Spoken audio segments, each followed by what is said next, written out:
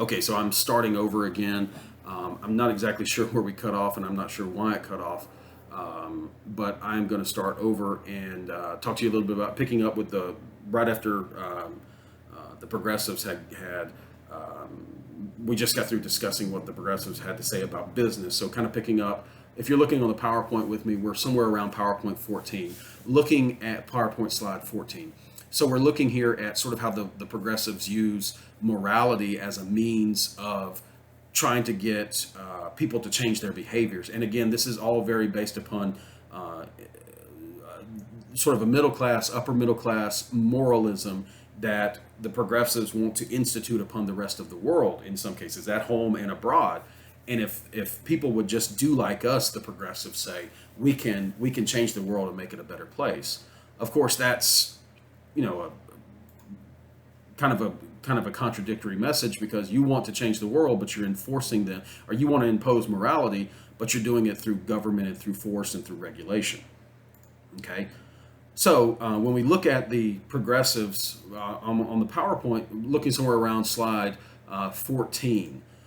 So, in particular, middle class women get involved in these temperance movements that predate this era of progressivism as a whole, but they influence the direction of progressivism because they believe in alcohol being, if you can ban alcohol, you will solve much of the world's problems, much of America's problems. And these problems include things that we might consider like domestic violence today, right, which didn't really exist as a concept at the time. It would keep people from going to the poorhouse, because the husband's spending the money down at the pool hall or at the bar, or at the pub, and that money's not going to take care of the wife and children. And women, being in a subordinate role, can't make their own money in a lot of cases. So he's basically just literally drinking away the money on a Friday night, and come Saturday morning, nobody's got any money. He's spent the entire paycheck at the pool hall. So it becomes a means of, for the progressives, it becomes a means of, if whatever 75 or 85% of people are fine with their alcohol, and they don't go home and beat their wife, and they can handle their liquor, and they're not drunk in the middle of the town, and they're not spending all their money, despite the fact that the vast majority of people can do that. We're going to try to get rid of the product or the thing that they assume causes these problems, instead of trying to get people to change their behavior. So, in many ways, this is reflective of other ideas of what should be illegal, whether it be drugs, marijuana, whether it be firearms and crime and murder and things like that. We're not trying to get people to change their behavior. We're trying to get rid of the thing, the product that causes them. So it's almost like people don't have their own means of controlling their behaviors. They lack their own ability to determine the right course of action. Okay, so and in this view, if you can just make the thing illegal, then the bad behavior will stop. And there's all sorts of problems with that, but that's what the progressives are saying. Get rid of the problem, and it's not even a problem for the vast majority of people, right? But it is causing problems for some. So instead of getting those people to change their behavior, we will get rid of the product. And of course, that culminates in prohibition with alcohol, and leads, of course, to what could arguably be a worse problem than what they were trying to fight, in the form of organized crime, Al Capone, St. Valentine's Day Massacre. All of this, when you make actions that people have been doing for so long illegal, you make criminals out of everyday people. And that's exactly what happens under prohibition. Okay? Going on, there's other aspects of progressivism, of course, things like advocating for women the right to vote. So the moral suasion there is that women, of course, have skills and opportunities to do part of the workforce, and therefore that they should also have a say so in how the country is ran politically. And of course, this becomes a divisive issue, but over the course of the 19th century and into the 20th, more and more advocates back and support the concept of women having the right to vote. It'll culminate in the 19th Amendment in 1920. Make sure when you read in the book that you understand why different groups, for their own sort of reasons, advocated for women the right to vote.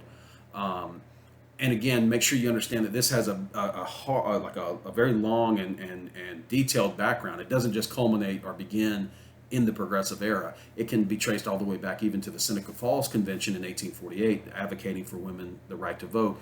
And women's rights kind of grows out of the anti-slavery and abolitionist movements.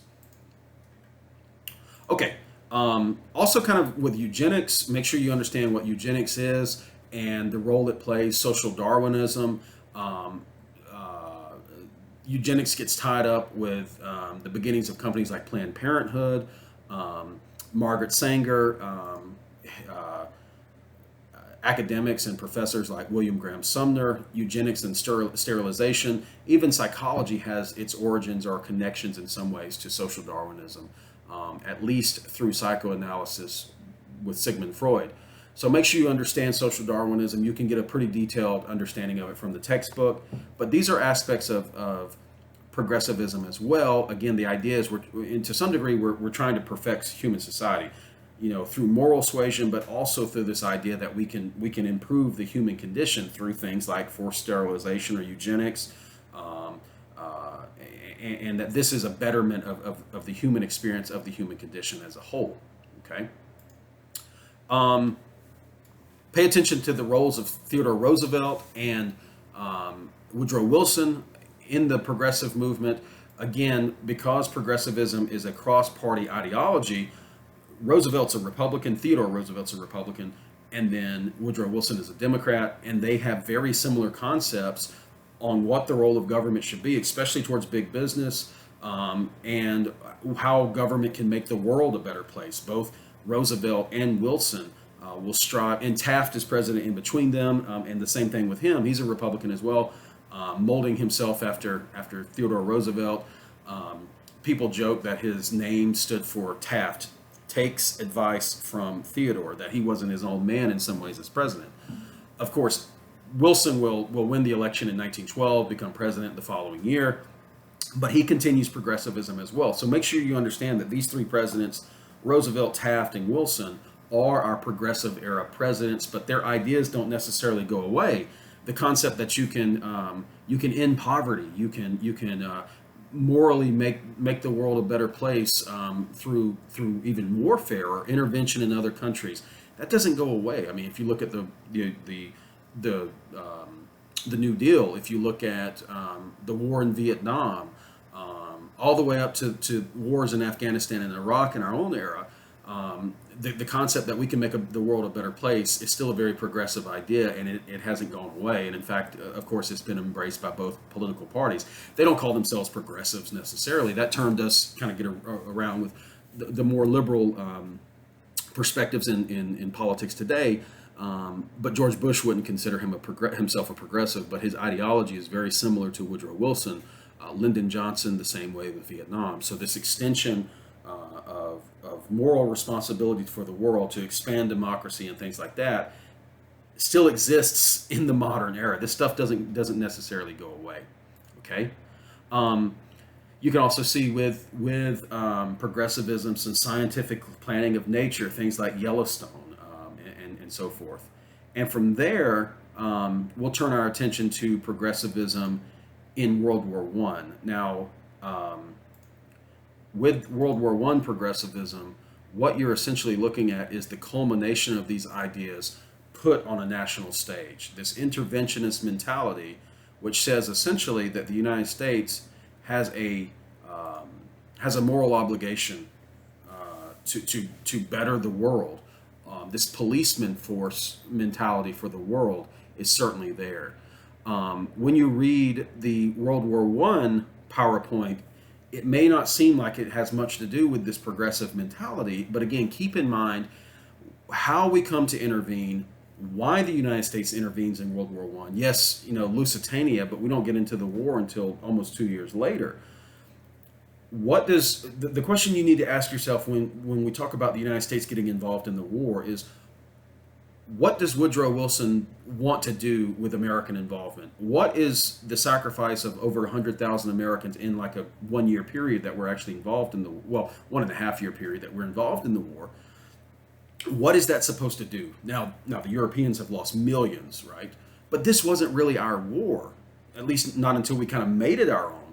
How does the concept of neutrality get circumvented by Wilson and by the businesses and the banks that have the ties to the war and have the ties to the government and are using those government contracts to get wealthy? They're not selling products to people on the street, or consumers. They're using the war as a means to make wealth.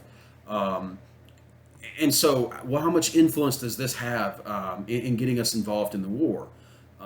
So make sure when you talk about, the United States doesn't get involved until 1917. So make sure you understand why that is, and how that comes to be. Okay. I won't read everything to you about the war.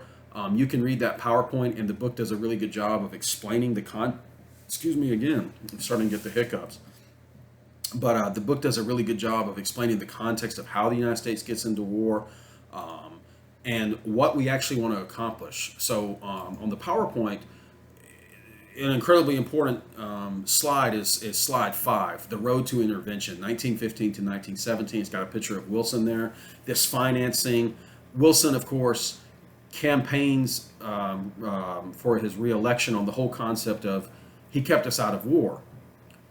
And of course, the final culmination is the German decision to use the underwater boat, the U-boat or the submarine, as a means of warfare, okay, of attacking American commerce that's being shipped to the British.